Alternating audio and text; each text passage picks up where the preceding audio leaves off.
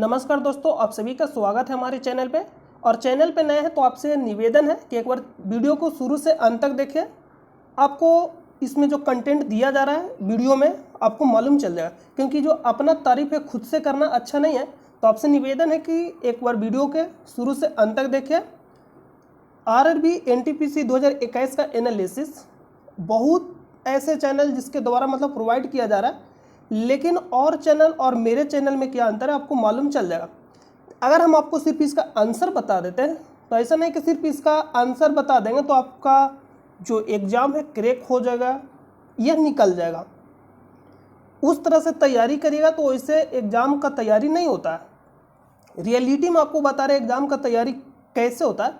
आप अगर किसी भी एग्ज़ाम के लिए तैयारी कर रहे हैं तो जो भी वर्तमान में पेपर हो रहा है, चाहे एसएससी का हो, रेलवे का हो, या बीपीएससी का हो, या यूपीएससी का हो, या यूपी पेट का हो, या यूपी ट्रिपल एससी का हो, किसी भी एग्ज़ाम का एग्ज़ाम हो रहा है तो वर्तमान में जो भी करेंट एग्ज़ाम हो रहा है उसका पेपर को आप एनालिसिस करिए। बहुत ज़्यादा आपको फ़ायदा करेगा। जो आप एग्ज़ाम दीजिएगा अभी वर्तमान में, कोई भी वर्तमान में एग्ज़ाम देना है तो उस वर्तमान में जो भी पेपर हो रहा है किसी भी एग्ज़ाम का उसको एनालिसिस करिए, बहुत ज़्यादा फायदा होगा। क्योंकि करेंट वहाँ से आपका पकड़ा जाएगा, क्योंकि करेंट तो वर्तमान और उसी से रिलेटेड पूछेगा। और जो भी पेपर हो रहा है जीएस का और भी पेपर मतलब सारा आपका वहाँ से आपका कवर हो जाएगा। तो अगर आप टेलीग्राम चैनल से ज्वाइन नहीं हुए हैं तो आपको लिंक मिल जाएगा वीडियो के डिस्क्रिप्शन में, वहाँ से आप ज्वाइन हो जाइएगा। वहाँ आपको पीडीएफ प्रोवाइड कर दिया जाता है किसी भी एग्ज़ाम का पेपर, तो आप वहाँ जाकर ज्वाइन हो जाइएगा और इसका पीडीएफ भी वहाँ प्रोवाइड कर दिया जाएगा। और चैनल पे नए तो आप वीडियो के शुरू से अंत तक देखें, आपको इसमें अंतर हम नहीं, आप बताइए कि वीडियो कैसा लगा। तो ये हम लोग सीधा शुरू करते हैं बिना देर किए हुए। आज का जो पहला प्रश्न है, जलवायु परिवर्तन के संबंध में GHGS का पूर्ण रूप क्या है? तो जलवायु परिवर्तन के संबंध में GHGS का पूर्ण रूप क्या है? तो आप सुने होंगे green house gas. Green house gas, तो ग्रीन हाउस क्या है? ग्रीन हाउस गैस, इसका जो इंग्लिश होता है ग्रीन हाउस गैसेज, यानी एस लगा दिया तो यहाँ गैसेज लिख दिया, तो सभी में गैसेज है तो उससे कोई दिक्कत नहीं, यानी ग्रीन हाउस गैस। तो इसका जो आंसर होगा ऑप्शन नंबर सी हो जाएगा इसका आंसर। लेकिन इससे रिलेटेड क्या क्या प्रश्न पूछेगा और पूछा भी गया है, अगर आप वीडियो को शुरू से देख रहे होंगे एनालिसिस पेपर 1 से तो आपको समझ में आ रहा होगा। तो इसका जो आंसर होगा ग्रीन हाउस गैस। तो आपसे पूछता है ग्रीन हाउस गैस निम्नलिखित में से कौन सा नहीं है, तो जो इंपॉर्टेंट है उसको हम लिखा देते हैं, उसको याद कर लीजिएगा। ग्रीन हाउस गैस के बारे में बात करें तो ग्रीन हाउस गैस हम शॉर्ट में लिख देते हैं GHG।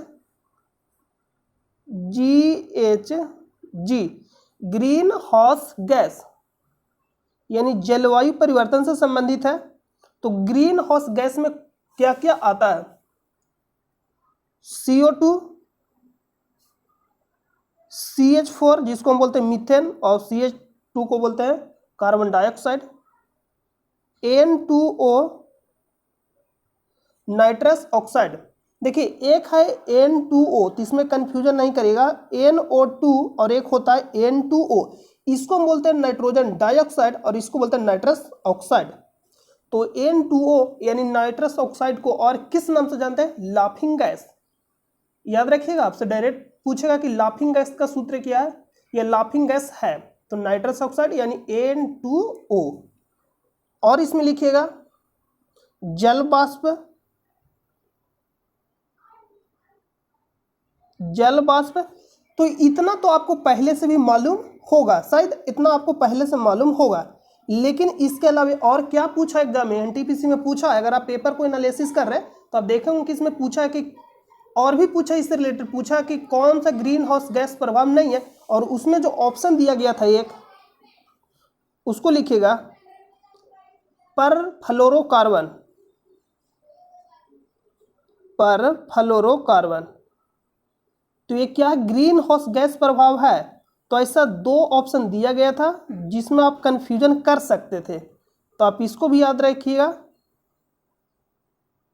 पर फ्लोरोकार्बन। और एक और याद रखिएगा hydrofluorocarbon. Hydrofluorocarbon, hydrofluorocarbon A option में दिया गया था और पूछा गया था कि कौन सा ग्रीन हाउस गैस प्रभाव नहीं है, तो इसके अलावा जो भी होगा वो क्या हो जाएगा, ग्रीन हाउस गैस प्रभाव नहीं रहेगा। हाइड्रोफ्लोरोकार्बन,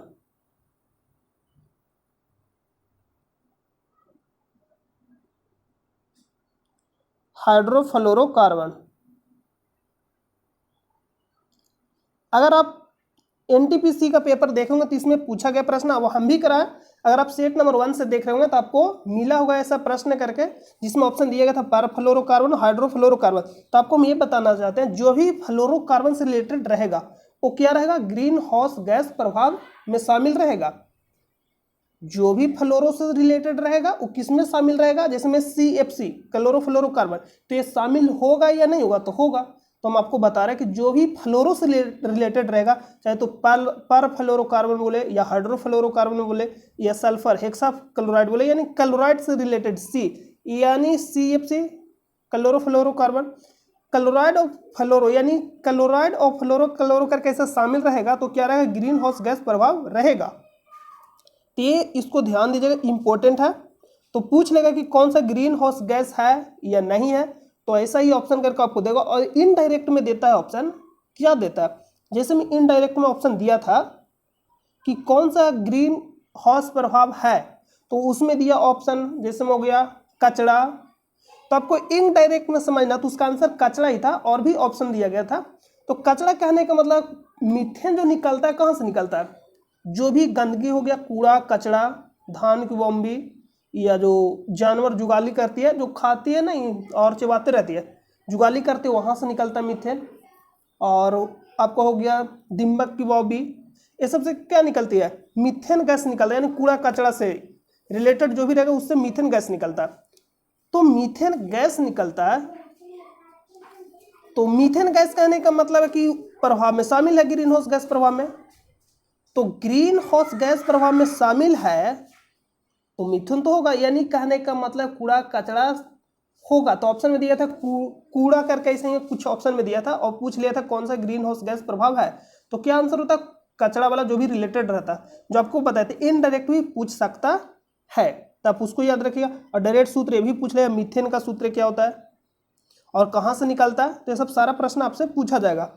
और जलवायु परिवर्तन से एक प्रोटोकॉल था जो पूछेगा, तो उसको नोट करिएगा यहाँ, Kyoto protocol, Kyoto protocol, Kyoto protocol, protocol,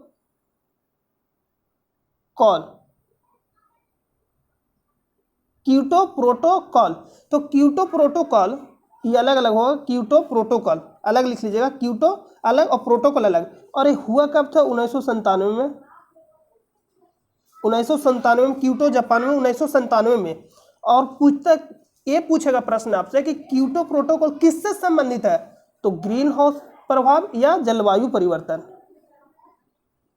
जलवायु परिवर्तन,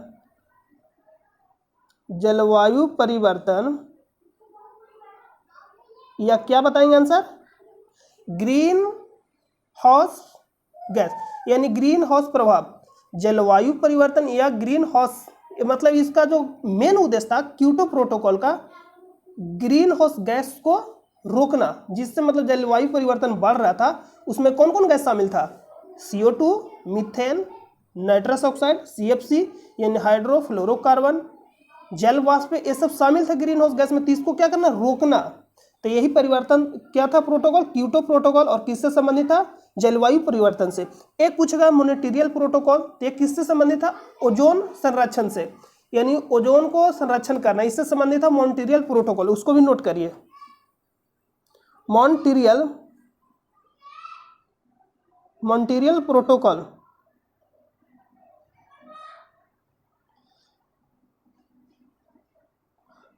मॉन्ट्रियल प्रोटोकॉल, प्रोटोकॉल। और ये कब हुआ था, 16 सितंबर 1987 को, 16 सितंबर 1987 को, और 16 सितंबर को ही क्या मनाया जाता है, ओजोन संरक्षण दिवस। क्यों? क्योंकि इसी दिन मॉन्ट्रियल प्रोटोकॉल 16 सितंबर 1987 को हुआ, और यह किससे संबंधित है मॉन्ट्रियल प्रोटोकॉल? ओजोन संरक्षण से। ओजोन संरक्षण से, ओजोन संरक्षण से। अगर पूछेगा ओजोन संरक्षण दिवस कब मनाया जाता है, 16 सितंबर। अगर पूछेगा प्रोजेक्ट टाइगर तो 1973 में, एलिफेंट एक्ट 1992, तो ये सब सारा आपको प्रोवाइड कर दिया गया टेलीग्राम चैनल पे, और पहले भी बताया गया। तो जो टॉपिक को पहले बता दिया गया उसको हम ज़्यादा नहीं करेंगे, क्योंकि बार बार एक ही टॉपिक को करेंगे तो जो टॉपिक बच रहा है वो छूट जाएगा। तो आपको हम एक एक टॉपिक कन्फर्म मतलब कंप्लीट कराते जाते हैं। तो आपको क्या करना है, शुरू से वीडियो को जाकर देखना चैनल पर नए तो, और चैनल पर नए तो अगर वीडियो अच्छा लगे, लगता है कि आपके लिए हम मेहनत कर रहे हैं, तो वीडियो अच्छा लगे तो अपने दोस्तों पर शेयर करें, चैनल को सब्सक्राइब करें। हम पढ़ेंगे, आप पढ़ेंगे, तभी तो बढ़ेगा इंडिया। तो क्या करना है, मिलकर चैनल को सब्सक्राइब करना और आगे बढ़ना है। तो अब देख लिए कि किस तरह से पढ़ना है आपको। तो इस तरह से बताया जाता है। तो इसका आंसर क्या होगा, सी। ये नहीं कि आपको सिर्फ आंसर बता देंगे। तो बहुत सा ऐसा चैनल देखिए, यूट्यूब जो है ना 70 यानी 80 से 90 यानी 10% यूट्यूब पे आपको रियल कंटेंट और बिल्कुल ईमानदारी से पढ़ा जाएगा। बाकी जो चैनल हम अपना तारीफ नहीं करें, आपको बता रहे हैं कि आपको पढ़ना कैसे है। मेरे चैनल से नहीं पढ़िए, खुद से पढ़ पाते हैं तो खुद से पढ़िए, लेकिन आपको ज़्यादा यूट्यूब पे भटकना नहीं है और खुद से मेहनत करना। इसका राइट आंसर क्या हो जाएगा, ऑप्शन नंबर सी। तो यूट्यूब पे ज़्यादा आपको फेंक दिया जाता है। इसका आंसर बता देने से क्या होगा, और भी प्रश्न पूछ सकता है। इतना सारा प्रश्न हम आपको अगर प्रश्न जोड़ेंगे तो बहुत ज़्यादा हो जाएगा। तो आप देखते हैं कि हम 20 प्रश्न लाते हैं, लेकिन 20 प्रश्न नहीं रहता हो, वो समझ लीजिए कि 100 से प्लस प्रश्न के बराबर रहता है। क्योंकि एक प्रश्न हम कराते हैं तो आपको उसमें से कम पर 10 से 15 प्रश्न बनेगा। तो आपको इस तरह से पढ़ना और आगे बढ़ना है, और साथ में हमें भी बढ़ाना, मतलब आपको शेयर भी करते जाना है। तो चलिए अगला प्रश्न पे चलते हैं। ज़्यादा हम लोग टाइम वेस्ट करेंगे तो फिर आप गुस्सा हो जाइएगा। एम द्रव्यमान की कोई वस्तु, क्या बोला, एम द्रव्यमान की कोई वस्तु भी वेग से गतिमान है।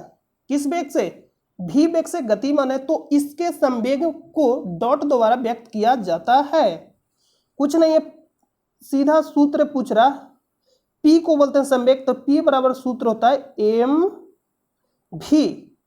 तो एम को क्या बोलते हैं, द्रव्यमान, भी को क्या बोलते हैं वेग, और पी को क्या बोलते हैं संवेग।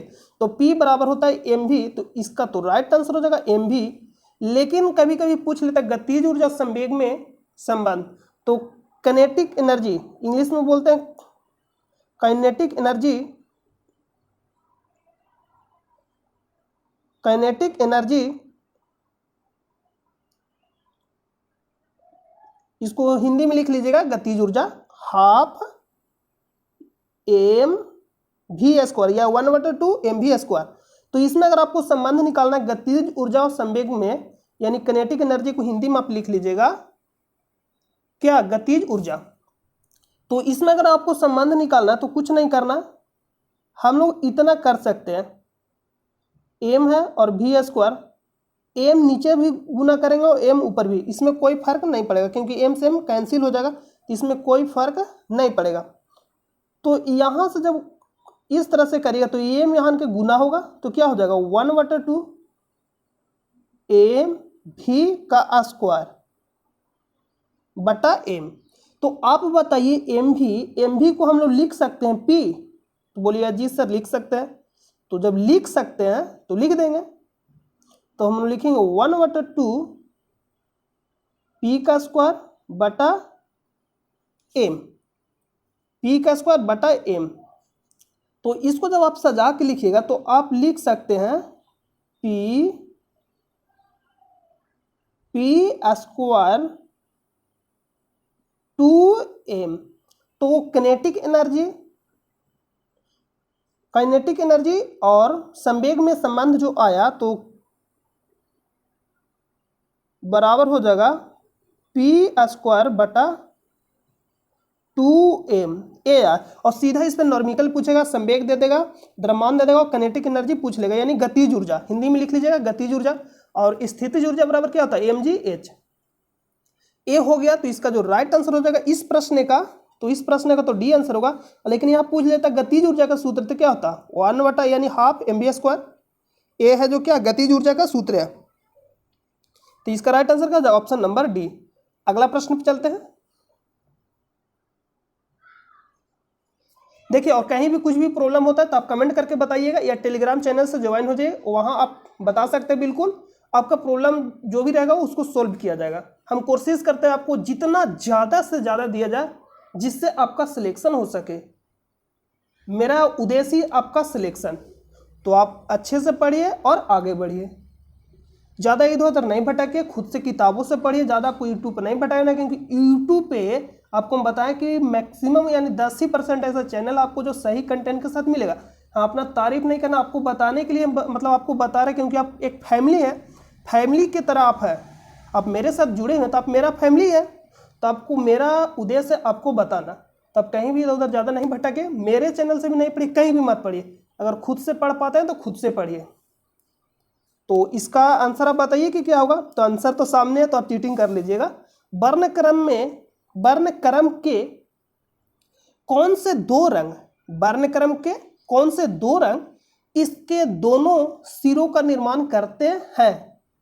प्रश्न बहुत इजी है, लेकिन पूछा इस तरह से गया कि इसको डिफिकल्ट कर दे गया। तो प्रश्न वही पूछा जाएगा जो आप जानते हैं और आता है, लेकिन उसका जो लैंग्वेज ऐसा रहेगा आपको समझ से क्या रहेगा, परे रहेगा, यानी समझ से बाहर रहेगा। तो वर्णक्रम के कौन से दो रंग इसके दोनों सिरों का निर्माण करते हैं। तो दोनों सिरों कहने का मतलब है कि सबसे जो ऊपर और जो सबसे नीचे ऊपर, तो सबसे ऊपर बोले यानी सबसे किस ज़्यादा तरंगधर किसका होता है, बैजानी एफपी नाला। तो ला ऊपर होता है यानी लाल, और नीचे होता है बैगनी। जब आप लिखेगा वह जानी एफपी नाला, तो इस तरह से लिखेगा तो क्या होगा, लाल यानी सबसे ज्यादा तरंगधर होता है। यानी आपको ये बताना है कि दोनों का जो छोर होता है ना, दोनों लास्ट, जैसे मान ली कि कोई क्या है रेखा और यहाँ ए है और यहाँ बी है, तो आपसे पूछेगा दोनों छोर पे कौन है, तो आप बताइएगा ए बी।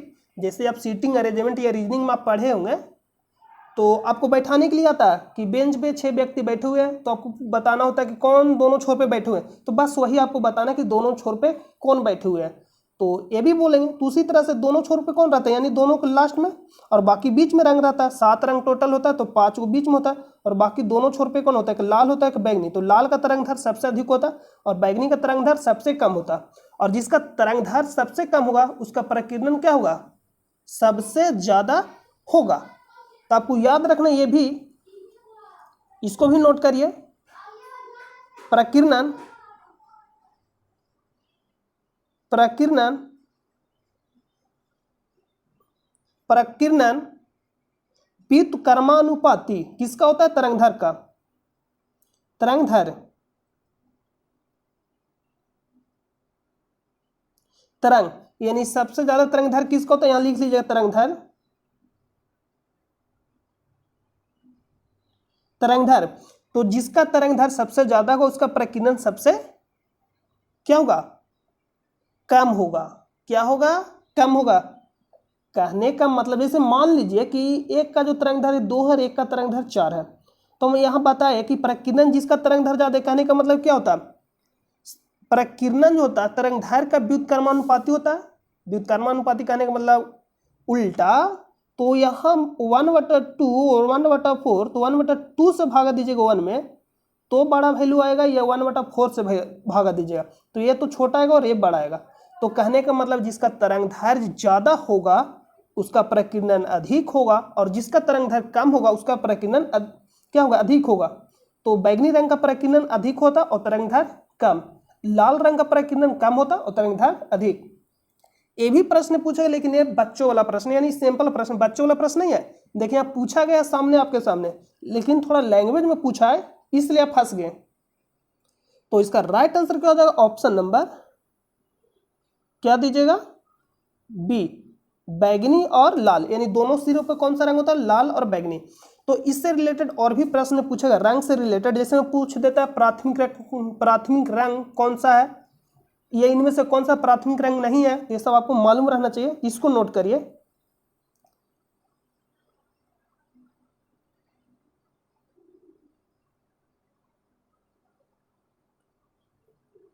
ये मान लीजिए कि यहाँ है रेड, यहाँ लिखे लाल, लाल बोले तो रेड, कोष्ठ में आर कर लीजिए,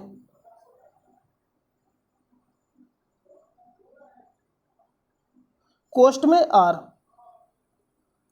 और यहां होता है नीला,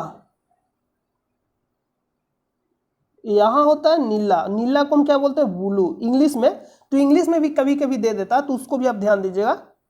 और यहां होता है हरा, यहां क्या होता है, हरा यानी ग्रीन। तो जो कोना पे आप जो देख रहे हैं, ये क्या है, ये है जो प्राथमिक रंग है। तो प्राथमिक रंग कितने होते हैं, 3। कौन कौन, लाल नीला हरा, यानी लाल हरा नीला, इधर से याद रख, लाल हरा नीला, लाल हरा नीला। तो आप 1-2 बार प्रैक्टिस करिएगा, याद हो जाएगा, लाल हरा नीला, लाल हरा नीला। तो एक यहाँ है प्राथमिक रंग। प्राथमिक रंग कहने का मतलब है जिन रंगों को मिला देने से सफेद बन जाए, यानी जिन रंगों को मिला देने से क्या, सफेद। तो तीनों रंग को जब मिलाइएगा तो क्या निर्माण करेगा, सफेद सफेद सफेद। यानी यहां हम लिखते हैं सफेद, श्वेत रंग,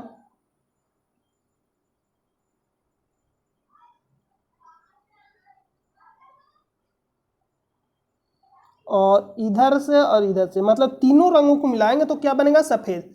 तो आपसे पूछेगा प्राथमिक रंग, तो क्या बताइएगा, लाल हरा नीला, और इनमें से पूछेगा कौन सा प्राथमिक रंग नहीं है, तो इसके अलावा जो भी रहेगा वो क्या रहेगा, प्राथमिक रंग नहीं रहेगा।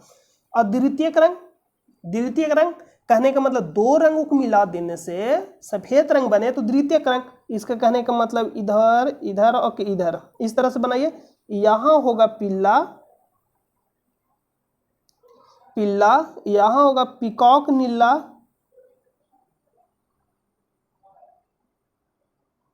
पीकॉक नीला, यहां होगा मैजेंटा, मैजेंटा। ये हो गया। तो पूरक रंग पूछता है, आपको हम बता रहे क्या क्या पूछेगा, पूछेगा कौन सा पूरक रंग है। प्रश्न कैसे पूछेगा उसको देखिए, पूरक रंग, पूरक रंग पूछा, मान लीजिए पूरक रंग पूछा किसका, पूछ देगा कि लाल का पूरक रंग है,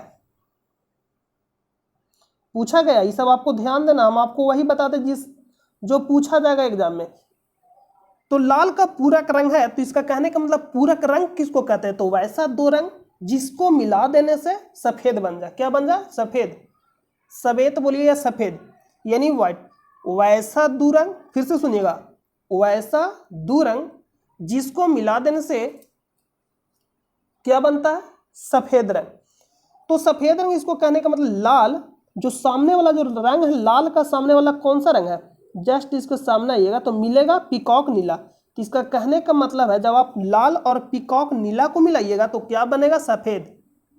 क्या बनेगा, सफेद। उसी तरह से नीला और पीला को मिलाइएगा, यानी सामने वाला होता है, जस्ट इसका सामने। तो नीला और पीला को मिलाइएगा तो क्या बनेगा, सफेद। तो पूछेगा नीला का पूरक रंग कौन सा है, पीला, हरा का पूरक रंग मैजेंटा, लाल का पूरक रंग पीकॉक नीला। तो आप यहाँ देखिए, यहाँ से कितना प्रश्न बनेगा, यहाँ से 20 से 25 प्रश्न आपका कंफर्म हो जाएगा। लेकिन आप इस चार्ट को बनाना सीख जाइए। आपको क्या करना है, लाल हरा नीला इस तरह से लिखना है और आपको बनाना है। वो आप ध्यान से देखिएगा, यहाँ नीला और यहाँ पीला, यानी लाल दोनों क्या है, सामने सामने रहेगा, लाला सामने सामने, यानी नीला और पीला सामने सामने रहेगा। तो बाकी लाल हरा यहाँ, और बचा पीकॉक नीला एक मैजेंटा। तो पीकॉक नीला, तो यहाँ भी देखिए नीला के बगल में पीकॉक नीला। तो आप तो ये भी कह सकते हैं सर इधर भी हो सकता है पीकॉक नीला, लेकिन आपको क्या करना है, आपको जो करना है इधर से चलना है, लाल हरा नीला। तो उसी तरह से यहाँ भी आपको देखना है। तो आप इसको इस तरह से भी याद रख सकते हैं, मैं नीला पीकॉक को हरा पिला दूं, मैं नीला पीकॉक को हरा पिला दूं। तो इस तरह से भी आप याद रख सकते हैं। तो आपसे पूछेगा कि नीला का पूरक रंग कौन सा है, पीला, नीला का पूरक रंग पीला, लाल का पूरक रंग पीकॉक नीला, हरा का पूरक रंग मैजेंटा। पूरक रंग किसको कहते हैं? वैसा दो रंग जिसको मिला देने से सफेद रंग बन जाए उसको हम क्या बोलते हैं? यानी सफेद बन जाए उसको क्या बोलते हैं? पूरक रंग। याद हो गया? जी सर। और प्राथमिक रंग किसको बोलते हैं? जो कोना पे रहेगा, यहाँ यहाँ एंगल पे, यानी यहाँ कोना पे। तो लाल, हरा, नीला कितने होते हैं? 3। और द्वितीयक रंग जिसको मिला देने से, दो रंगों को मिला देने से यानी 3 होते भी, पीला, मैजेंटा और पीकॉक नीला। जो बीच में द्वितीयक और जो कोना पे है प्राथमिक। याद हो गया? जी सर। तो यहाँ इसका आंसर बताइए। तो ऑप्शन नंबर ए हो जाएगा। अगला प्रश्न पे चलते हैं।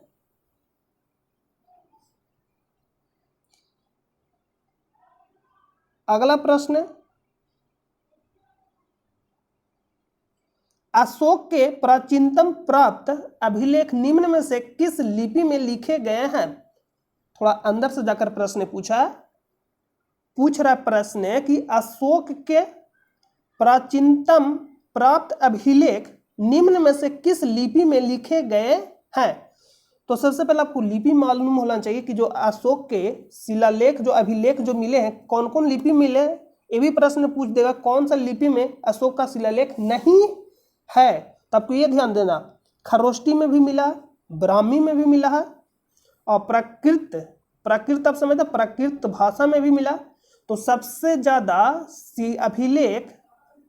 ज्यादा अभिलेख किस भाषा मिला? तो प्राकृत। नोट करिए इसको स्टार लगा के, सबसे अधिक अभिलेख किस भाषा में मिला? तो प्राकृत। इसको नोट करिए। और जो प्राचीनतम प्राप्त अभिलेख थे वो किस लिपि में थे? ये हो जाएगा राइट आंसर, ब्राह्मी लिपि।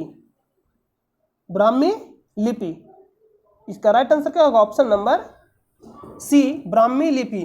ब्राह्मी लिपि किधर से लिखते हैं ये भी प्रश्न पूछ देता। ब्राह्मी लिपि तो यहाँ इसमें लिखा ही गया है बाय, यानी बाएं से दाएं, बाएं टू दाएं, बाएं समझते हैं, लेफ्ट टू राइट। बाएं से दाएं। जो ब्राह्मी लिपि है किधर से किधर लिखा था? बाएं से दाएं, बाएं से दाएं, जिस तरह से हम लोग लिखते हैं। और जो उर्दू लिखा था दाएं से बाएं। तो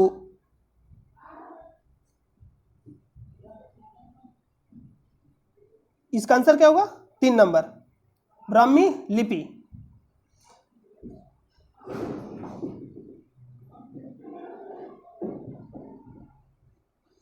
अशोक के प्राचीनतम प्राप्त अभिलेख निम्न में से किस लिपि में लिखे गए हैं? तो क्या हो जाएगा? ब्राह्मी लिपि, बाएं से दाएं। तो इसका जो प्रश्न का आंसर होगा ऑप्शन नंबर 3, ब्राह्मी लिपि। तो 1 मिनट रुकिएगा, थोड़ा कुछ प्रॉब्लम हो गया। तो आज के लिए हम लोग कोशिश करते हैं कि इस प्रश्न को यहीं तक रोकते हैं। थोड़ा कुछ प्रॉब्लम हो गया, हम लोग नेक्स्ट वीडियो में करेंगे। जो बच गया प्रश्न आपको सारा करा देते हैं, आपको कराने के लिए लाए थे, लेकिन कुछ थोड़ा इमरजेंसी प्रॉब्लम हो गई, इसलिए आज के लिए हम लोग इतना ही रखते हैं इसको। ठीक है, मिलेगा नेक्स्ट वीडियो में। तो इसका राइट आंसर क्या हो जाएगा? ब्राह्मी लिपि। बाकी जो बचेगा आपको बता देंगे। ठीक है, जब तक के लिए अपना ख्याल रखिएगा। जय हिंद, जय भारत।